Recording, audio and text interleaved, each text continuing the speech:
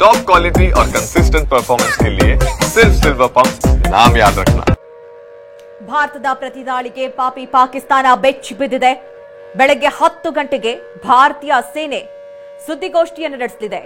Operation Sindoor ಬಗ್ಗೆ ಸೇನೆ ಮಾಹಿತಿಯನ್ನ ಹಂಚಿಕೊಳ್ಳಲಿದೆ. ದೆಹಲಿಯಲ್ಲಿ ಸುದ್ದಿಗೋಷ್ಠಿ ನಡೆಸಲಿದೆ ಸೇನೆ.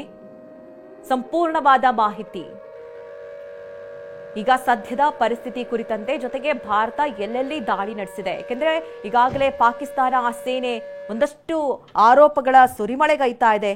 ಆದರೆ ಆ ಆರೋಪಗಳು ಸತ್ಯ ಸುಳ್ಳ ಅದು ಭಾರತೀಯ ಸೇನೆ ಹೇಳಿದಾಗ ಮಾತ್ರ ನಾವು ನಂಬೋದಕ್ಕೆ ಸಾಧ್ಯ. ಯಾಕೆಂದ್ರೆ ಪಾಕಿಸ್ತಾನ ಪದೇ ಪದೇ ಸುಳ್ಳು ಮಾಹಿತಿಗಳನ್ನ ಹಂಚಿಕೊಳ್ತಲೇ ಬರ್ತಾ ಇದೆ. ನೋಡಿ, ಭಾರತ ಪಾಕಿಸ್ತಾನ ನಡುವೆ ಯುದ್ಧ ಈಗಿನದಲ್ಲ, ಈ ಹಿಂದಿನಿಂದಲೂ ಕೂಡ ಹಲವು ಬಾರಿ ಯುದ್ಧಗಳು ನಡೆದೇ ಇದೆ. ಅದರಲ್ಲೂ 1947 ಮೊದಲ ಬಾರಿಗೆ ಭಾರತ ಹಾಗೆ ಪಾಕಿಸ್ತಾನದ ನಡುವೆ ಯುದ್ಧ ಆಗತ್ತೆ. ಸ್ವಾತಂತ್ರ್ಯ ನಂತರ ಮೊದಲ ಬಾರಿಗೆ ಭಾರತ ಪಾಕಿಸ್ತಾನದೊಂದಿಗೆ ಯುದ್ಧವನ್ನ ನಡೆಸುತ್ತೆ. ಇದನ್ನ ಮೊದಲ ಕಾಶ್ಮೀರ ಯುದ್ಧ ಅಂತಲೂ ಕೂಡ ಕರೀತಾರೆ. ಅಕ್ಟೋಬರ್ 1947ರಲ್ಲಿ ಪಾಕಿಸ್ತಾನ ಬೆಂಬಲಿತ ಬುಡಕಟ್ಟು ಸೇನಾಪಡೆಗಳು ಜಮ್ಮು ಮತ್ತು ಕಾಶ್ಮೀರದ ಮೇಲೆ ಆಕ್ರಮಣ ಮಾಡಿದ್ರು.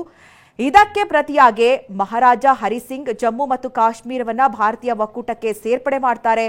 ಭಾರತವು ಆ ಪ್ರದೇಶವನ್ನ ರಕ್ಷಿಸಿಕೊಳ್ಳೋದಕ್ಕೆ ತನ್ನ ಸೈನ್ಯವನ್ನ ಕಳುಹಿಸುತ್ತೆ. ಇದು ಎರಡೂ ರಾಷ್ಟ್ರಗಳ ನಡುವೆ ಪೂರ್ಣ ಪ್ರಮಾಣದ ಸಂಘರ್ಷಕ್ಕೆ ಕಾರಣ ಆಗಿತ್ತು. ಮೊದಲ ಯುದ್ಧ 1947ರಲ್ಲಾಗತ್ತೆ. ಅದು 49ರವರೆಗೂ ಕೂಡ ಮುಂದುವರಿಯುತ್ತೆ. ಬಳಿಕ ವಿಶ್ವಸಂಸ್ಥೆ ಯುದ್ಧ ವಿರಾಮವನ್ನ ಘೋಷಣೆ ಮಾಡುತ್ತೆ. ಹೀಗಾಗಿ LOC ಭಾರತ ಮತ್ತು ಪಾಕಿಸ್ತಾನದ ನಡುವೆ ಕಾಶ್ಮೀರ ವಿಭಜನೆ ಆಗತ್ತೆ. ಆ ಸಂದರ್ಭದಲ್ಲಿ ಆಗಿರೋದು. ಅದಾದ್ಮೇಲೆ 1965ರಲ್ಲಿ, ಅದರಲ್ಲೂ ಆಗಸ್ಟ್ 5ರಂದು ಕಾಶ್ಮೀರದಲ್ಲಿ ಸಶಸ್ತ್ರ ಪಡೆಗಳ ನಡುವೆ ಸಂಘರ್ಷ ಏರ್ಪಡುತ್ತೆ. ಸಾವಿರಾರು ಪಾಕಿಸ್ತಾನಿ ಸೈನಿಕರು, ಸ್ಥಳೀಯ ದಂಗೆಕೋರರು ವೇಷ ಧರಿಸಿ ಜಮ್ಮು ಮತ್ತು ಕಾಶ್ಮೀರದ ನಿಯಂತ್ರಣ ರೇಖೆ ಅಂದ್ರೆ LOC ಮೂಲಕ ಭಾರತೀಯ ಪ್ರದೇಶಕ್ಕೆ ನುಸುಳುವಂತಹ ಪ್ರಯತ್ನವನ್ನ ಮಾಡ್ತಾರೆ. ಆಪರೇಷನ್ ಜಿಬ್ರಾಲ್ಟರ್ ಎನ್ನುವ ರಹಸ್ಯ ಕಾರ್ಯಾಚರಣೆ ನಡೆಸಿ ಸ್ಥಳೀಯವಾಗಿ ನಡೆಸ್ತಾ ಇದ್ದಂತಹ ದಂಗೆಯನ್ನ ಪ್ರಚೋದಿಸುತ್ತಾರೆ. ಇದಕ್ಕೆ ಭಾರತ ಮಿಲಿಟರಿ ದಾಳಿಯ ಮೂಲಕ ಪ್ರತಿಕ್ರಿಯೆಯನ್ನ ನೀಡುತ್ತೆ 1965ರಲ್ಲಿ. ಇದು ಉಭಯ ರಾಷ್ಟ್ರಗಳು ಅದಾದ ನಂತರದಲ್ಲಿ ಕದನ ವಿರಾಮಕ್ಕೆ ಒಪ್ಕೊಳ್ತಾವೆ. ಅಲ್ಲಿಗೆ ಯುದ್ಧ ಸ್ಟಾಪ್ ಆಗಿರುತ್ತೆ. ಅದಾದ ನಂತರದಲ್ಲಿ 1971ರಲ್ಲಿ ಭಾರತ ಪಾಕಿಸ್ತಾನ ಯುದ್ಧ ಪೂರ್ವ ಸ್ವಾತಂತ್ರ್ಯಕ್ಕೆ ಪ್ರಚೋದನೆಯನ್ನ ಮಾಡುತ್ತೆ. ಬಾಂಗ್ಲಾದೇಶಕ್ಕೆ ಬೆಂಬಲಿಸುವಂತಹ ಸಲುವಾಗಿ ಭಾರತಕ್ಕೆ ಯುದ್ಧಕ್ಕೆ ಪ್ರವೇಶವನ್ನ ಮಾಡುತ್ತೆ. ಪೂರ್ವ ಮತ್ತು ಪಶ್ಚಿಮ ಎರಡೂ ಕಡೆಗಳ ತೀವ್ರ ಹೋರಾಟದ ಬಳಿಕ ಪಾಕಿಸ್ತಾನ ಪಡೆ ಶರಣಾಗತ್ತೆ. ಪರಿಣಾಮ ಬಾಂಗ್ಲಾದೇಶ ರೂಪುಗೊಂಡು ಪ್ರತ್ಯೇಕ ಸ್ವತಂತ್ರ ರಾಷ್ಟ್ರವಾಗಿ ಬಾಂಗ್ಲಾದೇಶ ಬೇರೆ ರಾಷ್ಟ್ರವಾಗಿ ಮಾರ್ಪಾಡಾಗುತ್ತೆ.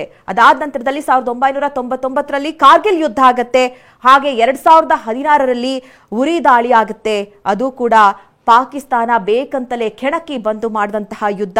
ಅದಾದ ನಂತರದಲ್ಲಿ 2019ರಲ್ಲಿ ಏರ್ ಸ್ಟ್ರೈಕ್ ಆಗತ್ತೆ. ಅದು ಕೂಡ ಪುಲ್ವಾಮಾದಲ್ಲಿ ನಮ್ಮ ಸೈನಿಕರನ್ನ ಹತ್ಯೆ ಮಾಡಿದಂತಹ ಪರಿಣಾಮವಾಗಿ ಆದಂತಹ ದಾಳಿ ಅದು.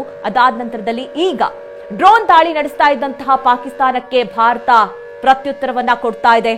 ಕನಿಷ್ಠ 4 ವಾಯುನೆಲೆ ಟಾರ್ಗೆಟ್ ಮಾಡಿ ತಿರುಗೇಟನ್ನ ಕೊಡ್ತಾ ಇದೆ. ನೋಡಿ, ವಾಯುನೆಲೆಗಳನ್ನೇ ಟಾರ್ಗೆಟ್ ಮಾಡ್ತಾ ಇದೆ. 6 ಖಂಡಾಂತರ ಕ್ಷಿಪಣಿಯನ್ನ ಬಳಸಿ ಭಾರತದ ಮೇಲೆ ದಾಳಿಯನ್ನ ನಡೆಸ್ತಾ ಇದೆ ಪಾಕಿಸ್ತಾನ. ಪಾಕ್ ವಾಯುನೆಲೆ ಗುರಿಯಾಗಿಸಿ ಭಾರತ ಕೂಡ ದಾಳಿಯನ್ನ ನಡೆಸ್ತಾ ಇದೆ. ಡ್ರೋನ್ ದಾಳಿಯನ್ನ ನಡೆಸಿದಂತಹ ಪಾಕಿಸ್ತಾನಕ್ಕೆ ತಕ್ಕನಾದ ಪ್ರತ್ಯುತ್ತರ ನೀಡ್ತಾ ಇರುವಂತದ್ದು. ನೋಡಿ, ಪಾಕಿಸ್ತಾನ ಕೂಡ ನಮ್ಮ ವಾಯುನೆಲೆಗಳನ್ನೇ ಟಾರ್ಗೆಟ್ ಮಾಡ್ತಾ ಇದೆ.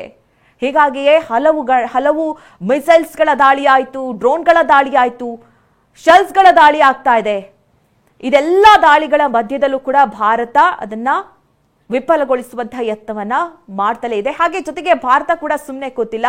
ಭಾರತವೂ ಕೂಡ ಅಲ್ಲಿ ದಾಳಿಯನ್ನ ನಡೆಸ್ತಾ ಇದೆ. ಹೀಗಾಗಿ ಹಲವು ಪ್ರದೇಶಗಳು ಪಾಕಿಸ್ತಾನದಲ್ಲಿ ಸ್ಫೋಟಗೊಂಡು ಅಲ್ಲಲ್ಲಿ ಬೆಂಕಿಯ ಕೆನ್ನಾಲಿಗೆಗೆ ಹೊತ್ತಿ ಉರಿತಾ ಇರುವಂತಹ ದೃಶ್ಯಗಳು ಎಲ್ಲವೂ ಕೂಡ ಮಧ್ಯರಾತ್ರಿ ಆದಂತದ್ದು. ಮತ್ತೆ ಈಗಲೂ ಕೂಡ ಸದ್ಯದ ಮಟ್ಟಿಗೆ ಶೆಲ್ಸ್ಗಳ ದಾಳಿ ಆಗ್ತಾ ಇದೆ, ಅಲ್ಲಲ್ಲಿ ಡ್ರೋನ್ಗಳ ದಾಳಿ ಆಗ್ತಾ ಇದೆ ಅನ್ನುವಂತಹ ಅಪ್ಡೇಟ್ಸ್ ಸಿಗ್ತಾ ಇದೆ. ಇನ್ನೊಂದು ಭಾಗದಲ್ಲಿ ನೀವೇನು ಗಮನಿಸ್ತಾ ಇದ್ದೀರಿ, ಪಾಕ್ ಸೇನೆಯ ದಾಳಿಗೆ ಏನು ಅಲ್ಲಿನ ನಿವಾಸಗಳು ಧ್ವಂಸವಾಯಿತು ಅಥವಾ ಅಲ್ಲಿ ದಾಳಿ ಆಯಿತು, ಆ ಒಂದು ಪ್ರದೇಶಕ್ಕೆ ಅಲ್ಲಿನ ಪೊಲೀಸರು ಭೇಟಿ ಕೊಟ್ಟಂತಹ ಸಂದರ್ಭದ ದೃಶ್ಯಗಳನ್ನ ನೀವೀಗ ಗಮನಿಸ್ತಾ ಇದ್ದೀರಿ. ಎಸ್, ನಾವೀಗ ಅಪ್ಡೇಟ್ ಅನ್ನು ನೀಡ್ತಾ ಇದ್ವಿ. 3 ಏರ್ಬೇಸ್ಗಳು ಈಗ ಅಟ್ಯಾಕ್ ಆಗಿದೆ, 4 ಒಟ್ಟು ಅಂತ. ಒಂದು ನೂರ್ಖಾನ್ ಏರ್ಬೇಸ್ ರಾವಲ್ಪಿಂಡಿ, ಹಾಗೆ ಮುರೀದ್ ಬೇಸ್ ಮತ್ತು ಶೋರ್ಕೋಟ್, ಈ 3 ಕಡೆ ಕೂಡ ದಾಳಿಯನ್ನ ನಡೆಸಿದೆ. ಇಲ್ಲಿ ಬಹಳ ಮುಖ್ಯವಾಗಿ ಅಟ್ಯಾಕ್ ಮಾಡಬೇಕಾಗಿದ್ದು ನಾವು ಆಗ್ಲೇ ಹೇಳ್ತಾ ಇದ್ವಿ ನೂರ್ಖಾನ್ ಏರ್ಬೇಸ್ ಬಗ್ಗೆ ಕೂಡ. ಸೊ 3 ಏರ್ಬೇಸ್ಗಳು, ಒಂದು ಮುರೀದ್ ಏರ್ಬೇಸ್, ಹಾಗೆ ಶೋರ್ಕೋಟ್, ಇನ್ನೊಂದು ನೂರ್ಖಾನ್ ಏರ್ಬೇಸ್ ಮೇಲೆ ಅಟ್ಯಾಕ್ ಅನ್ನ ಮಾಡಲಾಗಿದೆ. ಈಗ ದೃಶ್ಯದಲ್ಲಿ ನೋಡ್ತಾ ಇದ್ದೀರಾ ಎಲ್ಲೆಲ್ಲಿ ದಾಳಿಗಳನ್ನ ಮಾಡಲಾಗಿದೆ. ಇದು ಭಾರತದ ಭಾಗದಲ್ಲಿ ಒಂದಷ್ಟು ಅವಶೇಷಗಳು ಪತ್ತೆ ಆಗಿರುವಂತದ್ದು. ಈ ಡ್ರೋನ್ ದಾಳಿಯನ್ನ ಮಾಡಲಾಗಿತ್ತಲ್ಲ, ಅದನ್ನ ಇಂಟರ್ಸೆಪ್ಟ್ ಮಾಡಿದ ನಂತರ ಅದರ ಒಂದಷ್ಟು ಬಿಡಿ ಭಾಗಗಳು,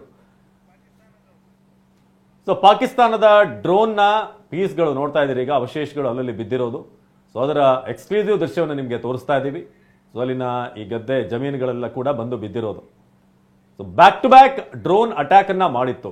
ಟರ್ಕಿ ಕೊಟ್ಟಿರುವಂತ ಡ್ರೋನ್ ಅನ್ನ ಇವರು ಬಳಸ್ತಾ ಇದ್ರು. ಸೊ ಆ ಒಂದು ಡ್ರೋನ್ಗಳನ್ನ ಇಂಟರ್ಸೆಪ್ಟ್ ಮಾಡಲಾಗಿದೆ.